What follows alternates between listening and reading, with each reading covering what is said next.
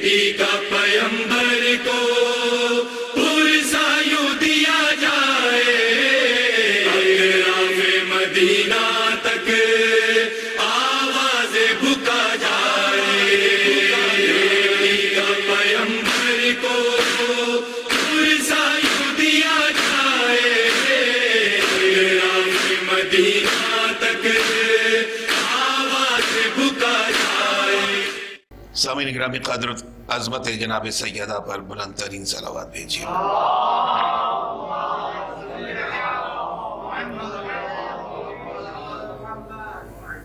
اعوذ باللہ السمیع العلیم من الشیطان اللعین الرجیم، بسم اللہ الرحمن الرحیم، الحمد للہ المالک الحق المبین، الصلاة والسلام وتحیت والاکرام علی اشرف الاولین والآخرین، خاتم الانبیاء و سید المرسلین، سیدنا و نبینا و شفیع ذنوبنا و طبیب نفوسنا و حبیب قلوبنا، مولانا ابی القاسم محمد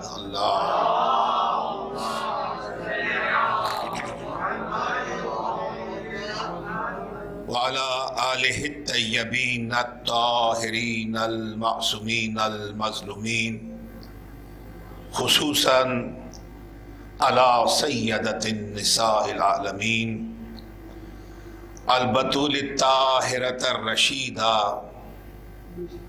المغضوبۃ حقها المجہولۃ قدرها الممنوعۃ ارثها المخفیۃ قبرها المظلوم بعلها المقتول ولدها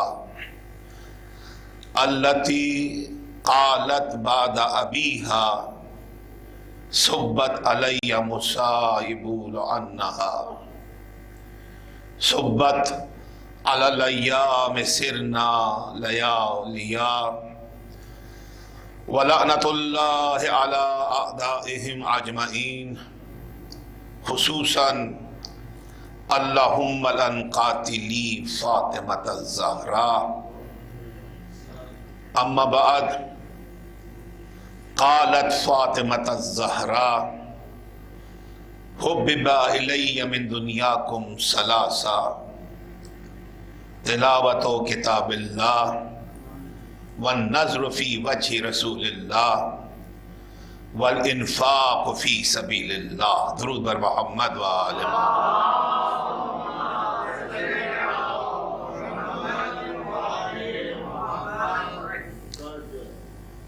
سامعین گرامی قدر،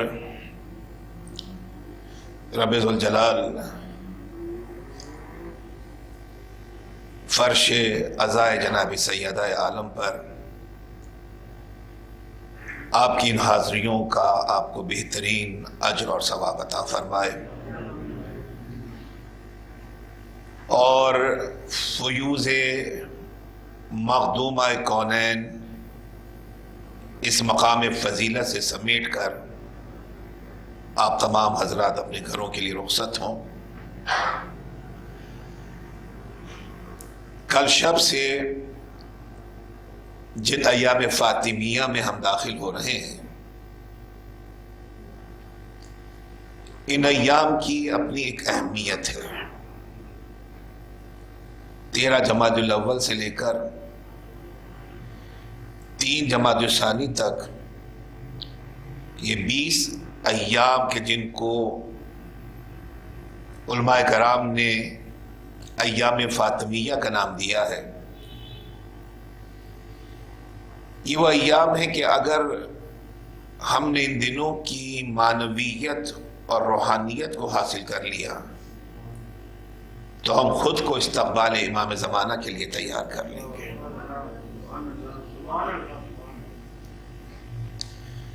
اور یقیناً جس طرح سے میں یہ نظریہ رکھتا ہوں، آپ تمام معزز سننے والے بھی یہ نظریہ رکھتے ہیں کہ ان ایام کو پیغامات سیدہ عالم کے حوالے سے ہر فرش عزا سے اس طرح سے استعمال کیا جائے کہ بی بی کا وہ آفاقی پیغام دنیا کے سامنے آ سکے، جس پیغام کے ذریعے سے بنت رسول خدا ایک ولایتی معاشرہ قائم کرنا چاہتی تھی۔ یہ ایام کسی فیسٹیوٹی کی نظر نہ ہو جائیں، نمود و نمائش کی نظر نہ ہو جائیں، کسی تقابلی رویے کی نظر نہ ہو جائیں۔ اہتمام عزاداری مخدومہ کونین یہ سوچ کر کیجئے اور اس نیت اور اس ارادے سے کیجئے، جس طرح کہ آیت اللہ تقی بہجت فرماتے ہیں کہ جس سال شہادت مخدومہ کونین کو اس طرح سے منایا گیا کہ جس طرح سے روز عاشورہ کو منایا جاتا ہے، تو یاد رکھنا کہ وہی سال ظہور امام زمانہ کا سال ہوگا۔ درود بھیجیں حضرات محمد و آل محمد۔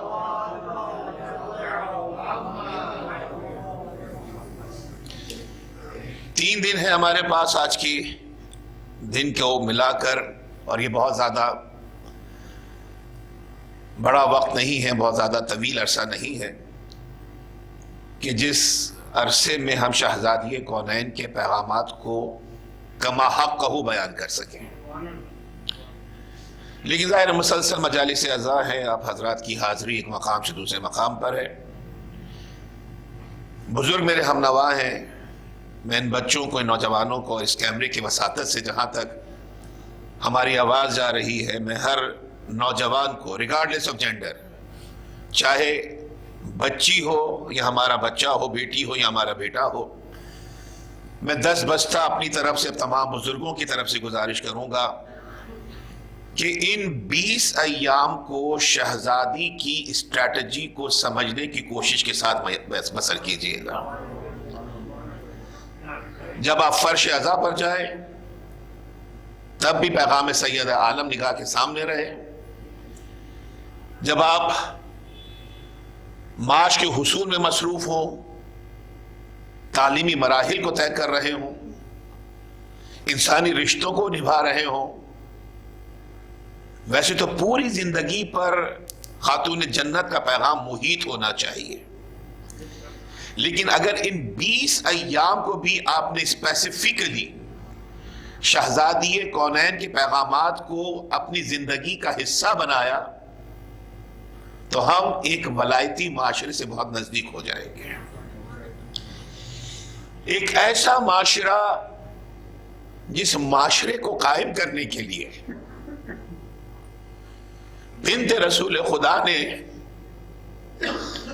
اپنے گھر کے دروازے پر لکڑیوں کا جلنا، دروازے کا گرنا، اغیار کا گھر میں داخل ہو جانا، سب کچھ برداشت کیا، لیکن پیغام حق کو لوگوں تک پہنچانے کے لیے بی بی ایک قدم بھی پیچھے نہیں ہٹی، کوئی سمجھوتا نہیں کیا۔ 18 برس کی زندگی کیا زندگی ہے، لیکن 18 برس کی زندگی میں اگر کوئی یہ کہتا ہوا نظر آئے کہ مجھ پر اتنی مصیبتیں پڑی ہیں، کیا ہے 18 برس کی زندگی؟ خداوند عالم آپ کے بچوں کو سلامت رکھے، آپ کی اولادوں کو سلامت رکھے۔ بہت سے نوجوان اس میں سے ایسے ہوں گے جو ٹین ایجر ہیں، جو 18 سال کے اور ہیڈنگ ٹوورڈز 18 ایئرز۔ کیا ہے یہ؟ بے فکری کی زندگی ہے۔ نوجوان ٹو دا میکسیمم لائف کو انجوائے کر رہا ہوتا ہے، اطراف سے مسائل سے بے خبر ہوتا ہے، لاپرواہ ہوتا ہے. لیکن بنت رسول خدا نے 18 برس کی مختصر زندگی میں دنیا کو وہ رہنما اصول مہیا کر دیے ہیں کہ اگر اس کائنات میں بسنے والا ہر شخص بھی شہزادی کی بارگاہ سے اپنی زندگی کے لیے رہنما اصول حاصل کرنا چاہتا ہے تو وہ تشنائے ہدایت نہیں رہتا ہے. ریگارڈلیس آف جینڈر، زنان عالم ہیں تو ان کے لیے شہزادی کی بارگاہ ایک مصلح، ایک ریفارمر کی بارگاہ نظر آتی ہے. اور اگر کوئی مرد بھی ہے اور اپنی زندگی کو سنوارنا چاہتا ہے، بہتر کرنا چاہتا ہے، تو آئیے بنت رسول خدا کا دربار کھلا ہوا ہے. تو ان 20 ایام کو اس طرح سے بسر کیجئے کہ ہمیں سمجھنا ہے کہ شہزادی ہم سے چاہتی کیا ہے، کیوں شکستہ پہلو کے ساتھ بی بی دربار میں چل کے گئی ہے، کیوں ٹوٹی ہوئی پسلیوں کے ساتھ گھر کے کاموں سے فارغ ہو کر بی بی بچوں کا ہاتھ تھام کر شام میں شہر سے باہر ایک کمرے میں جا کے بابا کا سوگ مناتی ہے. میرے پاس ان 3 دنوں میں وقت بہت کم ہوگا، میں ہر چیز کو ان ڈیپتھ اور ان ڈیٹیل بیان نہیں کر سکتا ہوں. آپ کو زحمت سماعت دینے کے لیے میں نے فقط شہزادی کے ایک پیغام کو منتخب کیا جس میں شہزادی نے ہمیں 3 راستوں کی طرف متوجہ کیا. اور وہ پیغام کیا ہے جو آپ نے سرنامہ کلام میں سماعت فرمایا. وقائع الایام کی روایت ہے، صفحے کا نمبر ہے 295. قالت فاطمہ الزہرا، جناب شہزادی کونین ارشاد فرماتی ہیں، حبب الی من دنیاکم ثلاثہ. میری 3 دنوں کی تقاریر انشاءاللہ بی بی کے اس پیغام پر محیط رہے گی. اس سے زیادہ میں اس مقام فضیلت پر اور کچھ بیان نہیں کروں گا. باقی عزا خانوں میں، باقی امام بارگاہوں میں انشاءاللہ اور موضوعات کے حوالے سے گفتگو رہے گی. حبب الی من دنیاکم ثلاثہ، بی بی فرماتی ہے کہ تمہاری اس دنیا میں مجھے 3 چیزیں عزیز ہیں. توجہ فرمائیے گا. حبب الی من دنیاکم ثلاثہ، بنت رسول خدا یہ کہتی ہے کہ اس دنیا میں مجھے 3 چیزیں پسند ہیں. جو خود کو بی بی کا عزادار کہتا ہے، جو بی بی کا چاہنے والا خود کو کہتا ہے، جو بی بی کو خاتون جنت مانتا ہے، جو بی بی سے شفاعت کا طلبگار ہے، جو مخدومہ کونین کی بارگاہ میں صبح شام حاضر ہو کر گر گڑا کے کہتا یا مولاتی یا فاطمہ تو اغیثینی، جو بی بی سے مدد طلب کرتا ہے، بی بی سے دعاؤں کو مقبول کروانا چاہتا ہے، وہ سنے کہ بی بی کو پسند کیا ہے. جو 3 چیزیں بی بی کو پسند ہیں، اگر وہ 3 چیزیں مجھے بھی پسند ہو جائیں تو میری دنیا بھی کامیاب ہے، آخرت بھی کامیاب ہے. بس یہ 3 چیزیں ہیں. آج ایک بیان کریں گے، کل دوسری انشاءاللہ، اور گزشتہ سے پیوستہ روز انشاءاللہ، اگلے سے پیوستہ روز انشاءاللہ تیسری چیز کو بیان کریں گے، اور وہ بھی بہت اجمالاً تفصیلی بیان نہیں ہو سکتی ہے. 3 چیزیں شہزادی فرماتی کہ مجھے پسند ہے. پہلی چیز کیا ہے؟ توجہ سے سماعت فرمائیے گا. پہلی چیز کیا بی بی نے فرمائی؟ تلاوت و کتاب اللہ. شہزادی کونین کو پہلی چیز دنیا میں کیا پسند ہے؟ قرآن مجید کی تلاوت کرنا. وَالنَّظْرُ فِي وَجْهِ رسول اللہ. اور دوسری پسندیدہ چیز شہزادی کے نزدیک کیا ہے؟ اپنے بابا رسول خدا کے چہرہ انور کی زیارت کرنا. اور تیسری چیز بی بی نے کیا فرمائی؟ وَالْإِنفَاقُ فِي سَبِيلِ اللَّهِ. خدا کی راہ میں انفاق کرنا رحمت العالمین کی بیٹی کو پسند ہے. درود بھیجیں حضرات محمد و آل Muhammad.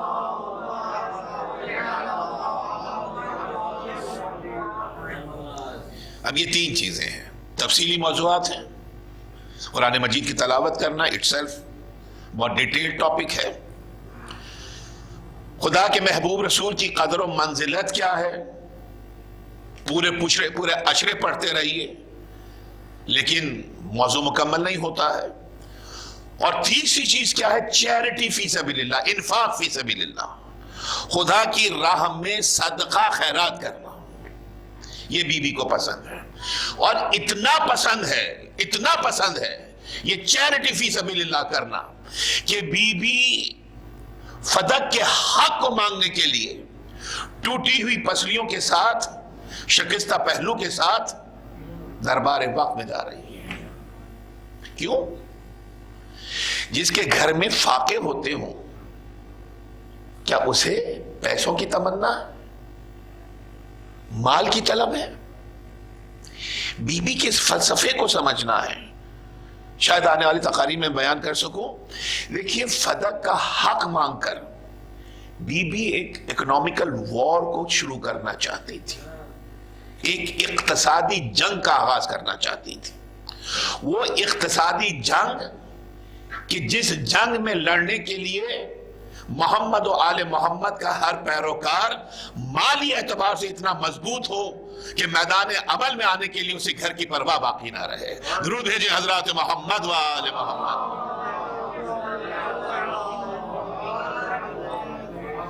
It was a very clear cut strategy of Bibi Syed Alam. شاید میں بیان کر سکوں آخری مجلس میں. آج کیا ہے پہلی چیز جو بی بی نے بتلائی؟ 3 چیزیں یاد رکھیے گا. آج کا ٹیک ہوم میسج کیا ہے کہ میری شہزادی کو, میری بی بی کو اس دنیا میں 3 چیزیں پسند ہیں. کس دنیا میں؟ اور کیا آپ نے, کس دنیا میں؟ وہ دنیا جو خود ان کے صدقے میں بنائی گئی ہے. درود بھیجیں عظمت سید عالم پہ بلند.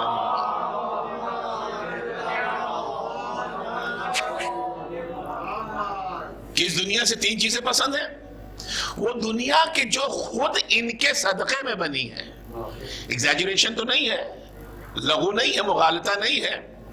آپ نے ابھی حدیث قصہ کو تلاوت کیا, سماعت فرمایا. آج شب جمعہ ہے, کثرت سے شب جمعہ آپ حدیث قصہ کو تلاوت کرتے ہیں, لیکن فی زمانہ اس کرنچ ٹائم کے اندر, یہ ٹرائنگ ٹائم جو ابھی گزر رہا ہے, ابھی تو بہت ریلیف ہے, 0.5% تک کورونا کا اسپریڈ ریٹ آ چکا ہے, لیکن علماء کرام یہ لکھتے ہیں, ہمارے مراجع عظام یہ لکھتے ہیں کہ کوئی بھی تکلیف کا وقت ہو, آزمائش کا وقت ہو, جیسے کورونا اور کی کووڈ کا وقت ہے, تو کثرت کے ساتھ روزانہ کی بنیاد پر حدیث قصہ کی تلاوت کیا کرو. اس لیے کہ حدیث قصہ پنجتن کا قصیدہ ہے, اور جہاں پہ پنجتن کا قصیدہ پڑھا جاتا ہے وہاں سے بیماریاں دور ہو جاتی ہیں, غم دور ہو جاتا ہے, ہم دور ہو جایا کرتا ہے.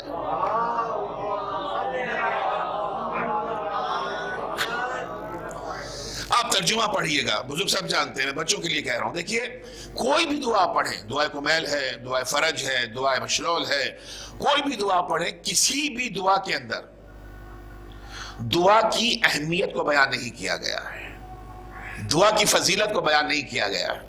حدیث قصہ واحد دعا ہے جس دعا کے اندر دعا کی فضیلت کو بیان کیا گیا ہے. اور فضیلت بیان کرنے والا کون ہے؟ جس سے بڑا صادق دنیا میں ممکن نہیں ہے. خود رحمت العالمین نے امیر کائنات کے پوچھنے پر بتایا کہ اس حدیث قصہ کی اہمیت کیا ہے. جہاں پہ حدیث قصہ پڑھی جاتی ہے, رب ذوالجلال انہیں اپنی رحمتوں کے حساب میں لے لیتا ہے, ملائکہ انہیں گھیر لیتے ہیں, اور جب تک منتشر نہیں ہوتے ان کے لیے استغفار طلب کیا کرتے ہیں.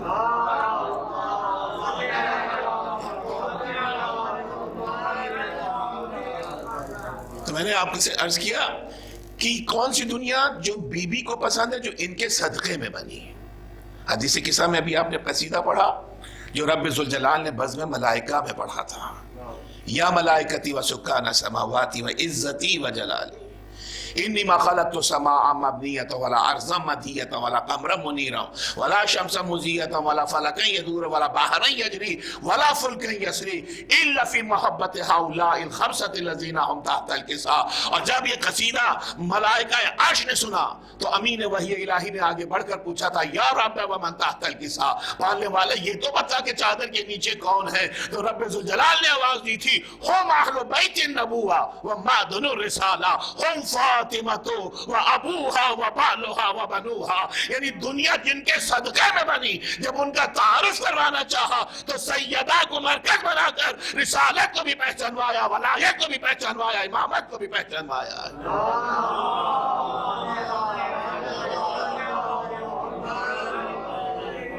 بلند ترین صلوات بھیجیے عظمت محمد و آلہ.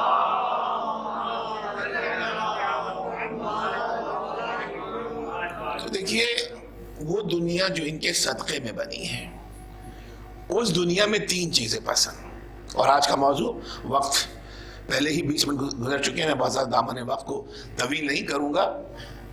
پہلی چیز جو بی بی نے بتلائی وہ کیا ہے؟ قرآن کی تلاوت کرنا. اور اب مجھے یقین واثق ہے، امید کامل ہے کہ میری آواز میں ہر بزرگ کی آواز شامل ہوگی، ہر میرے دوست کی آواز شامل ہوگی، اور ہم نوا ہو کر، ہم آواز ہو کر، یہ چند نوجوان جو میری نگاہ کے سامنے ہیں اور وہ بہت سے نوجوان جو آن لائن اس مجلس اعزاز کو سن رہے ہیں، ہم تمام بچوں سے، ان تمام نوجوانوں سے ایک سوال پوچھنے میں ہم بجانب ہیں. اور وہ سوال کیا ہے کہ تم حضرات محمد و آل محمد کے چاہنے والے تو ہو، تم سیدہ عالم کا غم منانے والے تو ہو، تم فرزند زہرا کا انتظار کرنے والے تو ہو، لیکن مجھے ایمان سے بتلاؤ کہ تم میں سے میرے نوجوانوں کتنے ایسے ہیں جو روزانہ قرآن مجید کی تلاوت کرتے ہیں. What a tragedy for followers محمد و آل محمد. جن ہستیوں کی زندگی قرآن کے سانچے میں ڈھلی ہوئی ہے، ان قرآن ناطق کے ہم ماننے والے اور خود قرآن سے دور نظر آ رہے ہیں. قرآن کو ہم نے محدود کر لیا ہے. with due respect کہ جب کوئی مشکل وقت ہوا تو قرآن کو پکڑ کر ہاتھوں میں تھام کر دعا کر لی جائے. کیجیے دعا، اس لیے قرآن کے صدقے میں رب ذوالجلال دعا کو مقبول کرتا ہے.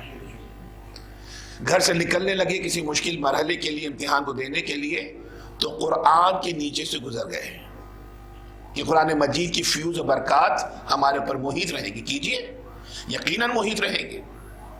اپنی صداقت کو منوانا ہو تو قرآن کی قسم اٹھا لیجیے، اٹھائیے. قرآن اتنا معتبر ہے کہ جو اس کی قسم اٹھا لے وہ بھی معتبر ہو جاتا ہے. لیکن قرآن اس لیے نہیں ہے، فقط قرآن کے نازل ہونے کا، قرآن کے نزول کا فقط یہ مقصد نہیں ہے. سورہ مبارک یوسف درود بھیجیں حضرات محمد و آل محمد.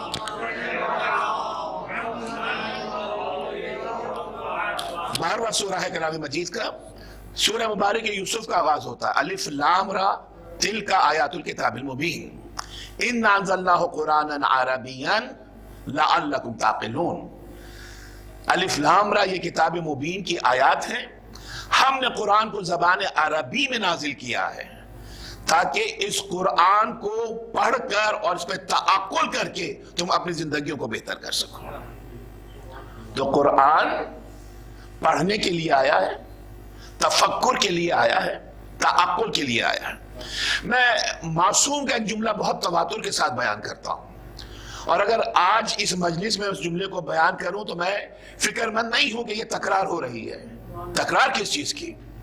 جب دنیا کا ایک کلام پسند آ جائے، آپ ہزاروں مرتبہ سنتے ہیں لیکن دل نہیں بھرتا ہے، تو حکمت کی باتوں سے دل کس طرح سے بھر سکتا ہے؟ اقوال معصومین سے دل کس طرح سے بھر سکتا ہے؟ امام محمد باقر علیہ السلام فرماتے ہیں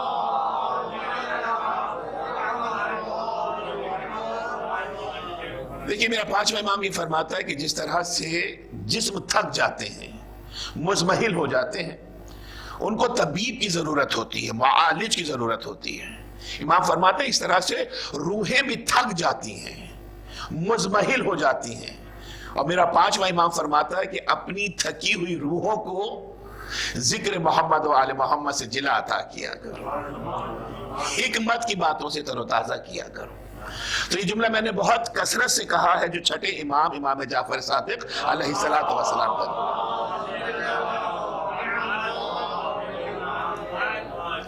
اور مکتب اہل بیت کی انتظامیہ کی توسط سے آج کی اس مقام فضیلت سے چھٹے امام کا یہ جملہ میں چھٹے امام کے چاہنے والے ہر نوجوان کو ہدیہ کر رہا ہوں، ہر ینگسٹر کو ہدیہ کر رہا ہوں جو اس ذکر کو سن رہا ہے۔ میرا چھٹا امام فرماتا ہے من قرأ القرآن وهو شعب مومن اختلط القرآن بلحمہ ودمہ۔ چھٹے امام کا جملہ ہے۔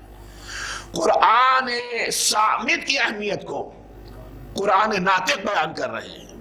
امام فرماتے ہیں کہ جو جوانی میں قرآن کو پڑھتا ہے، قرآن اس کے گوشت میں سما جاتا ہے، اس کے خون میں گردش کرنے لگتا ہے۔ درود بھیجیں حضرات محمد و آل محمد۔ بلند ترین صلوات بھیجیے گا عظمت محمد و آل محمد پر۔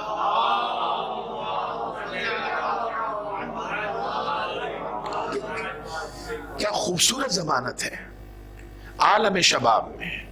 شرط کیا رکھی، کنڈیشن کیا رکھی؟ At young age, at tender age, جب آپ کو میرے بچوں میرے نوجوانوں گائیڈنس کی ضرورت ہوتی ہے، جب آپ کو کلیئرٹی درکار ہوتی ہے، جب آپ کو کوئی پاتھ وے چاہیے ہوتا ہے اپنی ڈیسٹینیشن تک پہنچنے کے لیے، تو اس وقت قرآن کو اپنا رہنما بناؤ۔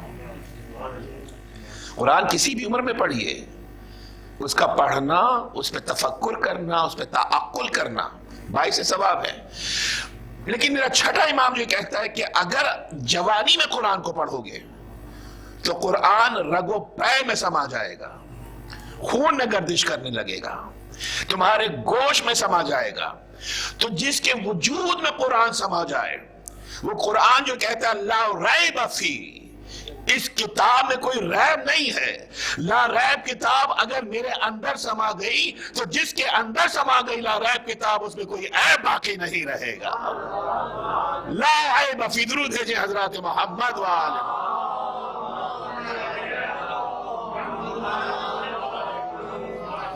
یہ تو میرا جملہ تھا نا۔ اب قرآن نے بھی ایک ضمانت دی۔ چھٹے امام نے کہا، چھٹے امام کی ضمانت کیا ہے کہ قرآن پڑھیے when you have to recite Quran at tender age، young age میں، جوانی میں قرآن پڑھیے، آپ کے رگ و پے میں سما جائے گا یہ قرآن۔ کون سا قرآن؟ سورہ مبارکہ انعام۔ اسی قرآن نے دعویٰ کیا، آپ سب میرے ساتھ ہیں، اسی قرآن نے دعویٰ کیا لا راتب ولا یابس الا فی کتاب مبین، کائنات کا کوئی بھی خشک و تر ایسا نہیں ہے جو اس کتاب مبین میں موجود نہ ہو۔ یعنی پوری کائنات اس کتاب مبین میں سمائی ہوئی ہے۔ اور امام یہ فرماتے ہیں کہ اگر تم نے جوانی میں پڑھا تو یہ قرآن تمہارے اندر سما جائے گا۔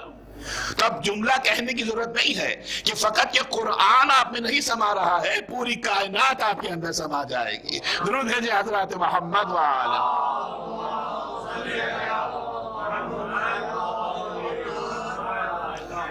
اور اسی کے لیے بھی نے کہا کہ مجھے قرآن کی تلاوت کرنا عزیز ہے۔ قرآن پڑھی ایک ولایتی معاشرے کو قائم کرنے کے لیے۔ وہ جو منتظر کے منتظر ہیں، وہ جو یوسف الزہرا کے لیے العجل العجل کی صدا بلند کر رہے ہیں، وہ جو مہدی فاطمہ کا انتظار کر رہے ہیں، ان کی زندگی کا شعار کیا ہونا چاہیے کہ قرآن کی تلاوت کو اپنی زندگی کا طریقہ و دستور بنائیے۔ روزانہ کی بنیاد پر پورا سپارہ نہ صحیح، آدھا سپارہ نہ صحیح، پاؤ سپارہ نہ صحیح، فقط ایک صفحہ بھی قرآن کا پڑھیے تو یہ کتاب مبین آپ کی زندگی کو اس طرح سے روشن کر دے گی کہ پھر کسی دنیاوی روشنی کی ضرورت نہیں رہے گی۔ میں نے عرض کیا نا کہ جو اس منتظر کے منتظر ہیں، what they have to do، قرآن سے اپنے تعلق کو مضبوط کریں، قرآن سے اپنے رشتے کو جوڑیں. جس طرح سے میں نے بہت تواتر کے ساتھ یہ کہا، آپ نے علماء سے بھی سنا ہوگا کہ کوئی بھی مشکل درپیش ہو، کوئی بھی مسئلہ درپیش ہو، دعا بھی مانگیے لیکن 5 منٹ نکالیے، کسی نسبتاً پرسکون گوشے میں گھر کے بیٹھ جائیے اور اپنے زمانے کے امام کو پکاریے. جس طرح سے آپ نے اپنی مشکل کو اپنی ماں سے بیان کیا تھا، اپنے بابا سے بیان کیا تھا. زمانے کا امام ماں سے زیادہ شفیق ہے، باپ سے زیادہ مہربان ہے. تو ہے نا آپ کے پاس یہ اصول کہ امام سے تنہائی میں بیٹھ کر باتیں کیجئے. You have to share your problems with your امام وقت. بہترین سولوشن اگر کہیں سے آ سکتا ہے میرے مسئلے کا تو وہ کہاں سے ہے؟ بارگاہ حجت دورہ سے، بارگاہ وارث زمانہ سے. میں ترستا ہوں، میں تڑپتا ہوں اپنے امام کو دیکھنے کے لیے. آپ ترستے ہیں، آپ تڑپتے ہیں اپنے امام کو، وہ بھی ہے. لیکن اس نے یہ جملہ کہا کہ ہم تم سے دور نہیں ہیں، تم اپنے اعمال کی وجہ سے ہم سے دور ہو گئے. وہ تو ہے لیکن مجھے نظر نہیں آتا. کیوں؟ میری آنکھوں کے اوپر پردہ ہے. توجہ رکھیے گا. آپ نے تحریک دی، رب ذوالجلال اس تحریک کا میرے بزرگ کو ثواب عطا فرمائے. 2-4 جملے جو ہیں اس کا ثواب ہر معزز سننے والے کو بھی پہنچے گا اور خصوصاً میرے بزرگ تک پہنچے گا. درود بھیجیں حضرات محمد وآلہ. یہ 2-4 جملے آپ کی تحریک پر کہ وہ بھی ہمارے لیے تڑپ رہا ہے. اَمَّن يُجِيبُ الْمُضْطَرَّ إِذَا دَعَاهُ وَيَكْشِفُ السُّوءَ. آپ نے اس طرف متوجہ کیا، اس لیے میں چند جملے عرض کر رہا ہوں. وہ بھی ہماری طرف آتا ہے، آنا چاہتا ہے، لیکن ہم خود کو دور کیے ہوئے ہیں. آج شب جمعہ ہے، اپنے امام کو یاد کرنے کی رات ہے. یہ رات مکمل ہوگی، آپ جمعے کے دن میں داخل ہوں گے. آپ کی تحریک پر عرض کر رہا ہوں. اور نماز فجر کے بعد آپ کا جمعے کے دن کا پہلا وظیفہ کیا ہے؟ نماز فجر سے فارغ ہو کر وہ پہلا وظیفہ کیا ہے؟ آپ نادم بنیں گے، آپ ندبہ کریں گے، آپ تڑپ کے کہیں گے اَيْنَ جَامِعُ الْكَلِمَةِ عَلَى التَّقْوَى. کہاں ہے وہ جو دنیا کو کلمہ تقوی پہ جمع کرنے والا ہے؟ کیوں؟ اس لیے کہ آپ جانتے کہ تواتر سے کتابوں میں یہ موجود ہے کہ امام کا ظہور روز جمعہ ہوگا.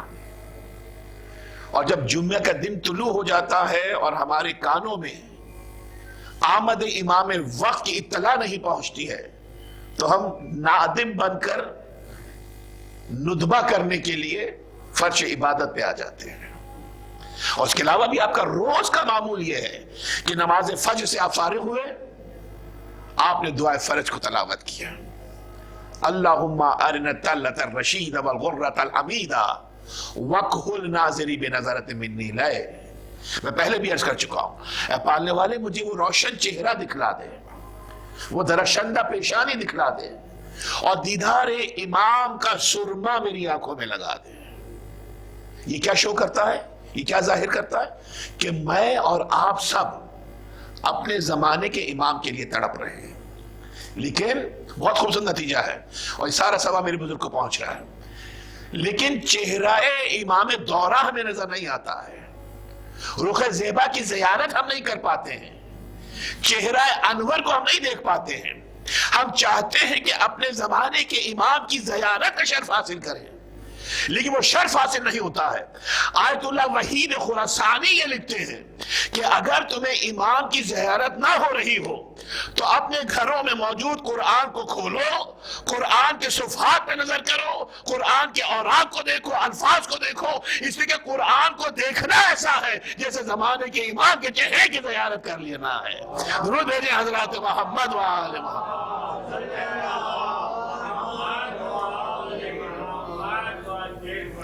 قرآن کو دیکھنا ایسا ہے جیسے زمانے کے امام کی زیارت کا شرف حاصل کرنا ہے. کیوں؟ اس لیے کہ زمانے کا امام وارث قرآن بھی ہے اور حامل قرآن بھی ہے.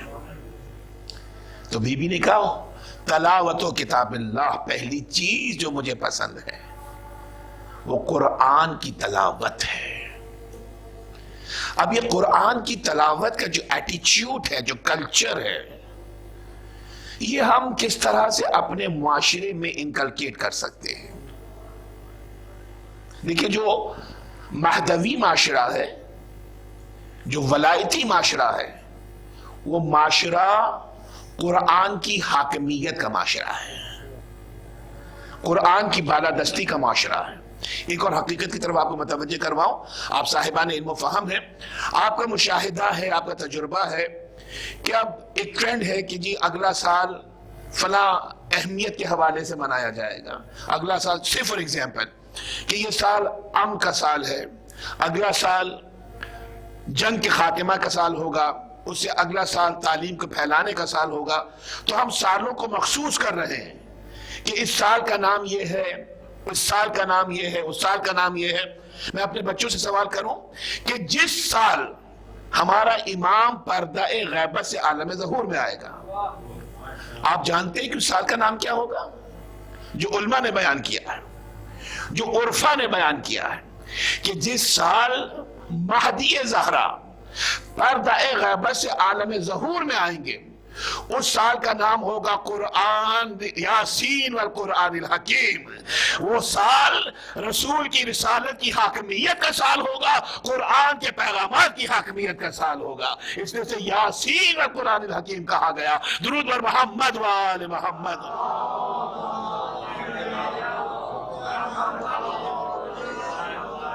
اس لیے کہ یہ آنے والا وارث رسول بھی ہے، وارث قرآن بھی ہے، اس لیے وہ سال یاسین و قرآن الحکیم۔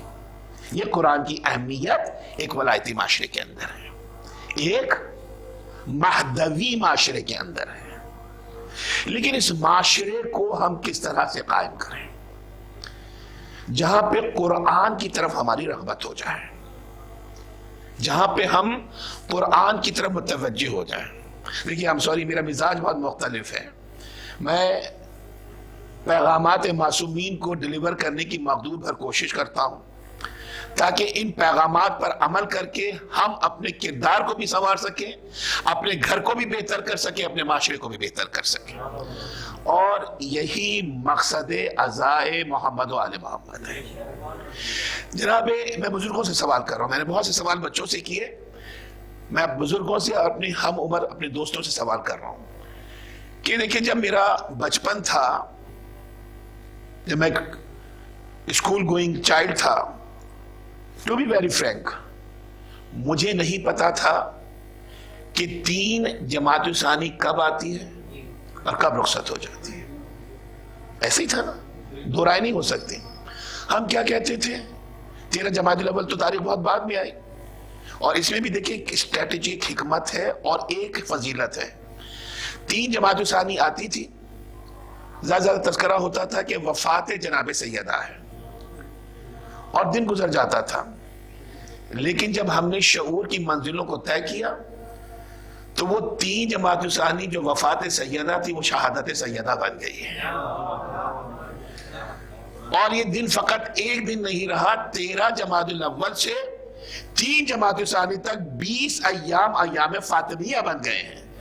بہت سے لوگ اسی کو ایک مسئلہ بناتے ہیں کہ ایک دن کیا کم تھا، کہ 20 دن آپ نے سوگ کے لیے منتخب کر لیے۔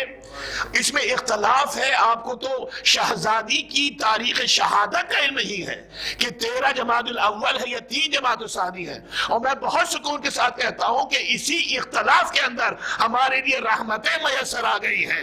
اگر یقین ہو جاتا تو ایک دن آتا، گزر جاتا، اسی بے یقینی نے ہمیں 20 دن ایام سیدہ میں زندگی گزارنے کا مہیا کیا ہے موقع۔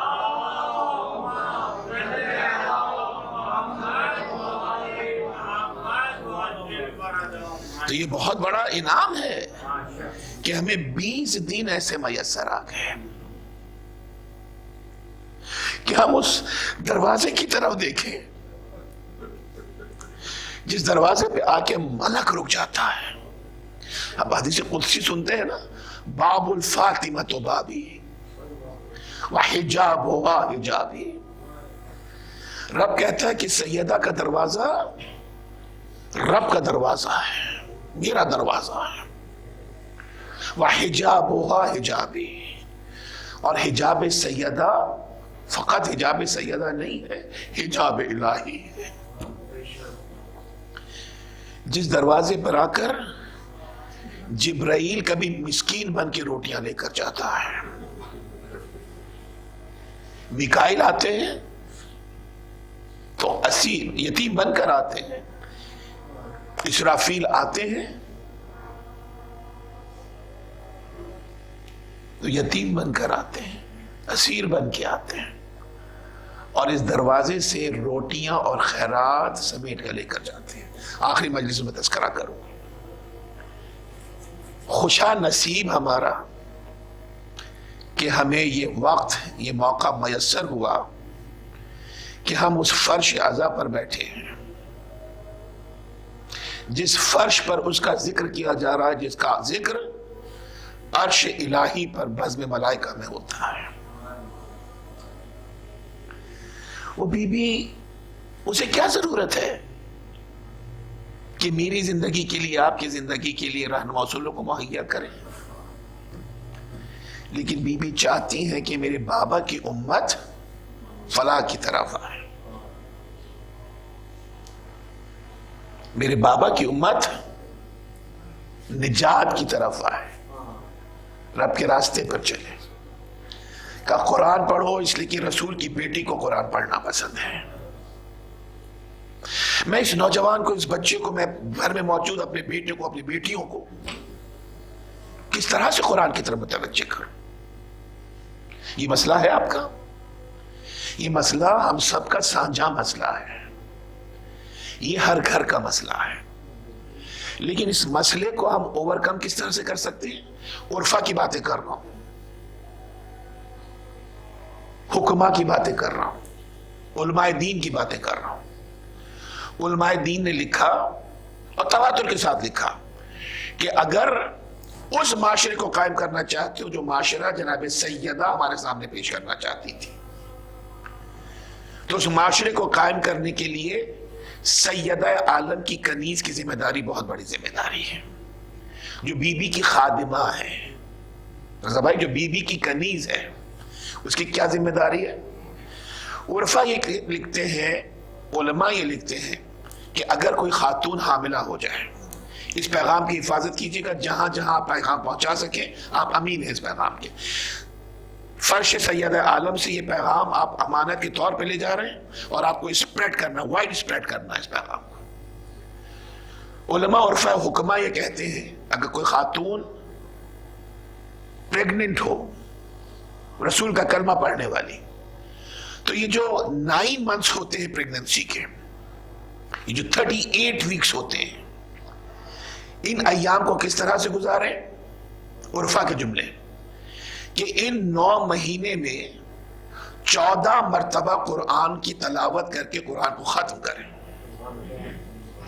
مشکل نہیں ہے 9 مہینے میں، جب رمضان کے 1 مہینے میں 2 3 قرآن آرام سے ختم کر لیے جاتے ہیں، تو 9 مہینہ تو طویل عرصہ ہے۔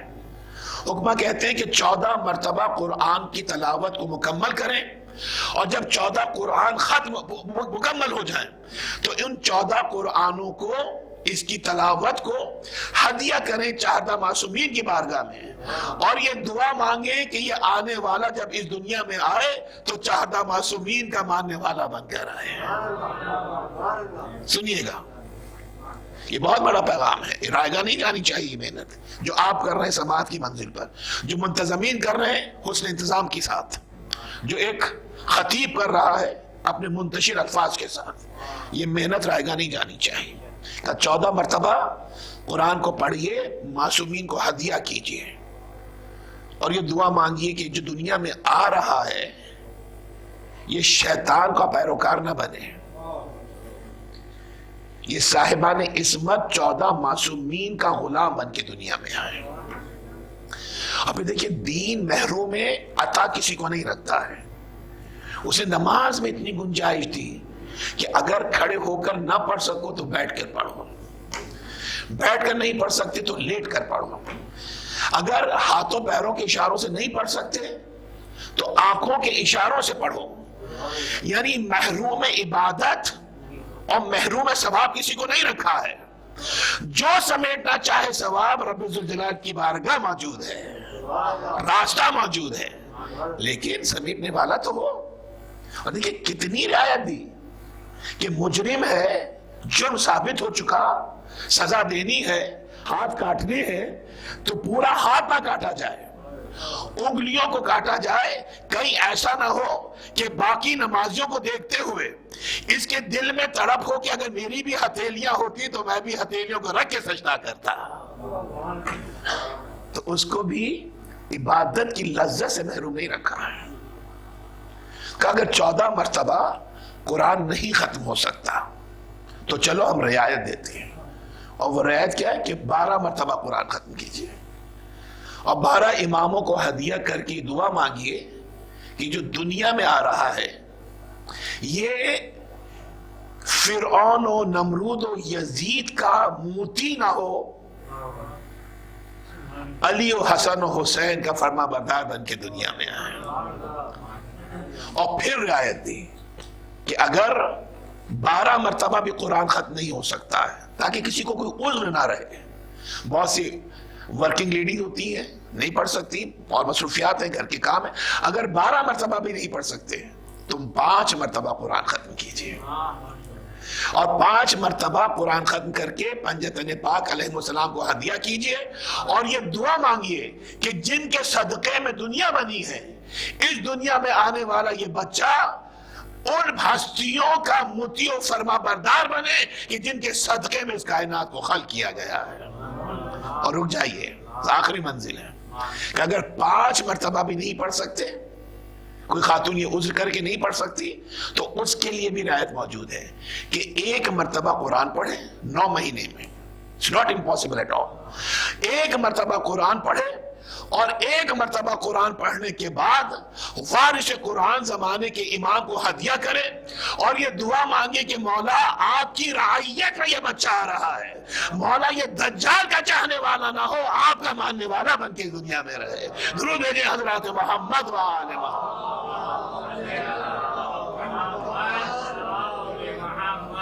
بس اب دامن وقت ختم ہو چکا. ابھی ہم نے قرآن کی اہمیت کو بھی مکمل نہیں کیا ہے. شاید کل کی مجلس میں تھوڑا کچھ میں بیان کر سکوں, اور پھر ہو سکتا ہے کہ اگر وقت نہ رہے تو ہم الگ الگ ٹاپکس کے بجائے ایک تھوڑا تینوں منازل کو ہر مجلس میں بیان کر لیں. تو اب ایک بہت ہی واضح سا ٹیک ہوم میسج ہے کہ قرآن کی تلاوت کا حق ادا کیجیے, قرآن پڑھیے. زیادہ وقت نہیں نکال سکتے 10 آیات پڑھ لیجیے. قرآن خود نور ہے, اور جو اس نور کو پڑھ لیتا ہے وہ خود کو منور کر لیتا ہے, خود کو روشن کر لیتا ہے. معروف ہے روایت, مشہور ہے, آپ نے یقیناً سنی ہوگی کہ اکثر ملائکہ جب عرش سے فرش کی طرف دیکھتے ہیں تو زمین پر انہیں کچھ ستارے چمکتے ہوئے نظر آتے ہیں. تو یہ ملائکہ عرش رب سے پوچھتے کہ پالنے والے یہ زمین پہ کیا چمک رہا ہے؟ رب فرماتا ہے کہ یہ زمین پہ ستارے ہیں جو دمک رہے ہیں, چمک رہے ہیں. ملائکہ عرش حیرت سے پوچھتے کہ پالنے والے کیا زمین پہ بھی ستارے ہوتے ہیں؟ میرا رب فرماتا, میرا مولا فرماتا کہ جن گھروں میں میرے قرآن, میری کتاب, میرے قرآن کو پڑھا جاتا ہے, زمین پہ وہ گھر ستاروں کی طرح چمکا کرتے ہیں, ستاروں کی طرح منور ہوا کرتے ہیں. یہ عہد کر کے جائیے میرے بچے, میرے نوجوان, کہ بی بی آپ کو قرآن کی تلاوت عزیز ہے نا. بی بی روز محشر ہم آپ ہی کی طرف تو دیکھ رہے ہوں گے. بی بی ہماری ایک ہی تو تمنا ہوگی کہ اپنے لال کے عزاداروں میں آپ ہمیں بھی شامل کر لیں. بی بی ایک ہی تو ہماری خواہش ہوگی کہ ہمارے لیے بھی شافع محشر بن جائیں. تو بی بی آپ ہمارے لیے شافع محشر ہیں, آپ کو راضی کرنے کے لیے عہد کر کے جائیے گا میرے بچوں, تاکہ مقصد عزا کو حاصل کر سکے. آپ کو راضی کرنے کے لیے آج اس فرش عزا پر میں آپ سے عہد کرتا ہوں، اگر زیادہ نہیں تو 5 10 جتنی بھی کر سکا، جتنی بھی پڑھ سکا، میں روزانہ اتنی آیات پڑھوں گا۔ اور ایک اور چیز سنیے گا میرے بچوں کے لیے، دیکھیے قرآن پڑھیے، چاہے کچھ آیات پڑھیے، اس کا پڑھنا ثواب ہے، لیکن ایک تلاوت قرآن سے آپ کتنے فائدے حاصل کر سکتے ہیں کہ جب آپ نے قرآن پڑھا، آپ کو تلاوت کا ثواب ملا، پڑھنے کے بعد جتنا بھی آپ نے پڑھا ان کو معصومین کو ہدیہ کر دیجئے، اس ہدیہ کرنے کا ثواب ملا، اور پڑھنے کے بعد اپنے مرحومین کی بخشش کے لیے ارسال کر دیجئے، آپ کو صلہ رحمی کا ثواب مل رہا ہے۔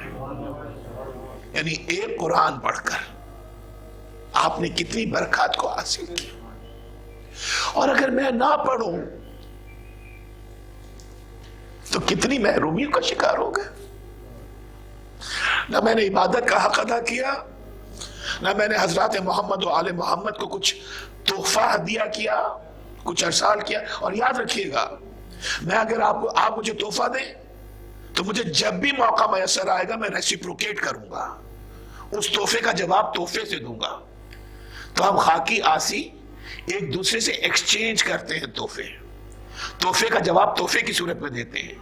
تو کیسے ممکن ہے کہ میں حضرات محمد و آل محمد کو تحفے دوں اور ان کی بارگاہ سے مجھے تحفے نہ ملے؟ تو اگر زندگی کو سہل کرنا چاہتے ہو میرے بچوں تو یہاں سے کچھ ارسال کیجئے، پھر دیکھیں وہاں سے کتنا کچھ عطا ہوتا ہے، پھر دیکھیں کتنا کچھ آتا ہے وہاں سے، اور صلہ رحمی کا حق بھی ادا ہو گیا۔ بس رب ذوالجلال ہمیں یہ توفیق دے کہ ان ایام کو ہم ایک ریفریشل کورس کی طرح گزار سکیں، اعادہ کر سکے بی بی کے پیغامات کا جو ہم نے پچھلے سال سنے تھے، پھر جگائے اس سوچ کو، اس فکر کو۔ کیا کرے وہ بیٹی جو اپنی نظروں سے دیکھ رہی ہے کہ امت کس طرح سے بابا سے رخ موڑ رہی ہے؟ شہادت آئے گی انشاءاللہ کل اور پرسوں۔ رحمت العالمین بستر بیماری پر ہیں، میں تفصیل میں نہیں جاؤں گا، آپ تاریخ کو جانتے ہیں۔ خانہ سیدہ، خانہ رسول میں رسول بستر بیماری پر ہیں، رسول کے سامنے چہیتی بیٹی موجود ہے، رسول کے سامنے امیر کائنات موجود ہیں، اور چاہنے والے نواسے نانا کی بارگاہ میں تشریف رکھتے ہیں۔ روایت کہتی کہ رسول عالم غشی میں تھے، میں زیادہ زحمت سماعت نہیں دوں گا آپ کو۔ ایک مرتبہ آنکھوں کو کھولا، امیر کائنات کو نزدیک بلایا، کہا یا علی ادھر آئیے، ہمیں سہارا دے کر بٹھائیے۔ امامت نے رسالت کو سہارا دیا، رسول اٹھ کر بیٹھے۔ اب جب رسول اٹھ کر بیٹھے ہیں تو سرہانے سے رسول نے گٹھڑی کو اٹھایا، گٹھڑی کو کھولا اور اپنے چاہنے والی بیٹی اور نواسوں اور داماد کی طرف دیکھا۔ رسول فرماتے ہیں کہ سیدہ میری جان، ابھی ابھی جبرائیل آئے تھے جنت سے، اور جنت کا یہ کفن اور یہ کافور میرے لیے لے کر آئے۔ اجرکم علی اللہ۔ ایک باپ بیٹی کے سامنے یہ گفتگو کرے، خدا آپ کی اولادوں کو سلامت رکھے، آپ کی بیٹیوں کو شاد و آباد رکھے۔ مجھے بتائیے کہ چاہنے والی بیٹی کے دل پر کیا گزر جائے گی؟ کہ بیٹا سیدہ، جبرائیل یہ جنت کا کفن اور کافور لے کر آئے۔ شہزادی کونین نے زارو قطار رونا شروع کیا۔ بی بی کی ہچکی آمد گئی، روایت کہتی روایت کہتی ہے رسول اکرم نے جنت سے آئے ہوئے کفن کو 4 حصوں میں تقسیم کیا، 4 پارچے. جنت سے جو کافور آیا تھا اسے بھی 4 حصوں میں تقسیم کیا. میں بہت سکون سے پڑھوں گا اور زیادہ طویل نہیں ہے. کفن کا ایک پارچہ، کافور کا ایک حصہ رسول نے اپنے پاس رکھا. کہ سیدہ یہ تیرے بابا کا کفن ہے، تیرے بابا کے لیے کافور ہے. بی بی کی چیخ نکل گئی. نزدیک بلایا، کہا بیٹا سیدہ غم نہ کر، سب سے پہلے تو اپنے بابا سے آ کے ملے گی. اجرکم علی اللہ. رونے کے دن آ گئے حضرت. یہ آغاز کربلا ہے.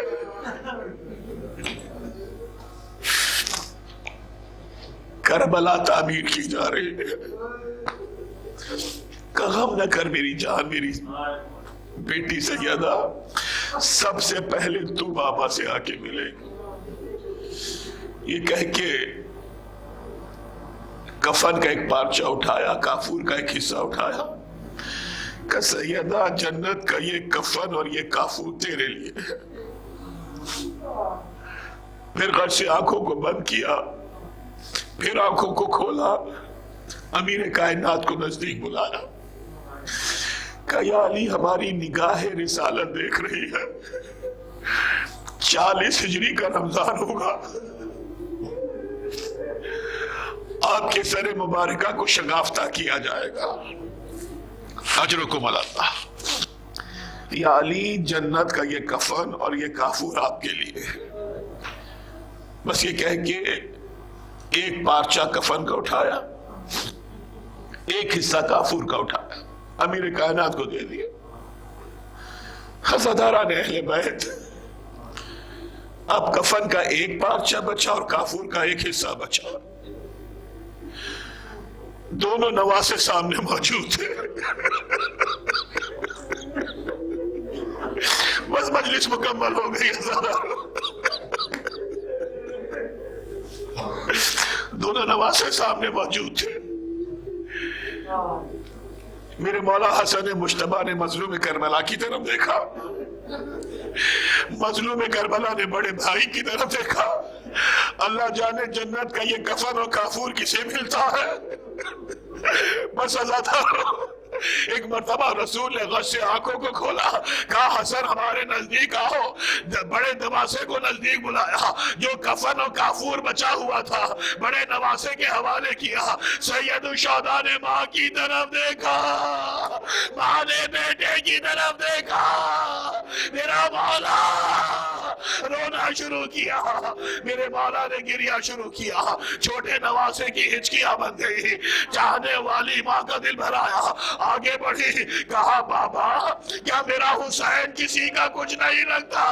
میرے حسین کو نہ کفن دیا بابا، نہ کافور دیا بابا.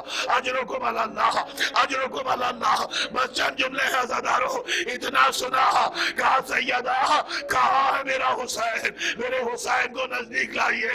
چھوٹے نواسے کو قریب بلایا، گلے سے لگایا، کبھی گلے کے بوسے دیے، کبھی سر مبارک کو چوما. ایک مرتبہ بیٹی کی طرف دیکھا، کہا سیدہ کفن و کافور انہیں دیا جاتا ہے جن کے جنازے اٹھائے جائے، جن کی قبر بنائی جائے.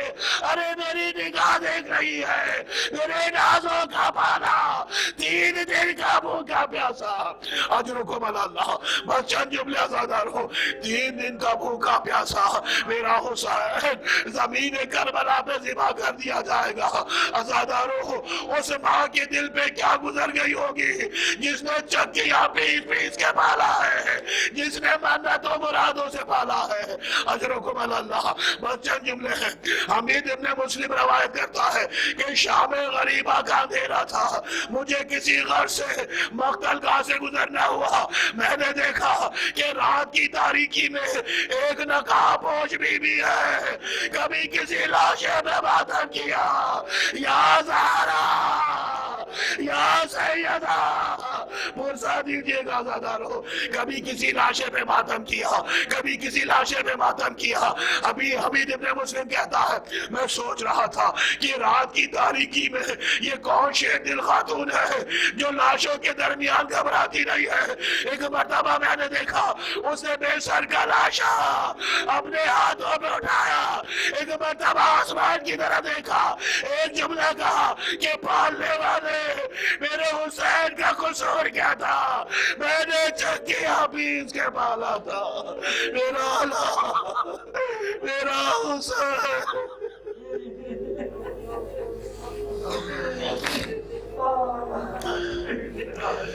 الا لعنت اللہ علی القوم الظالمین وسيعلم الذين ظلموا أي منقلب ينقلبون۔ رب ذو الجلال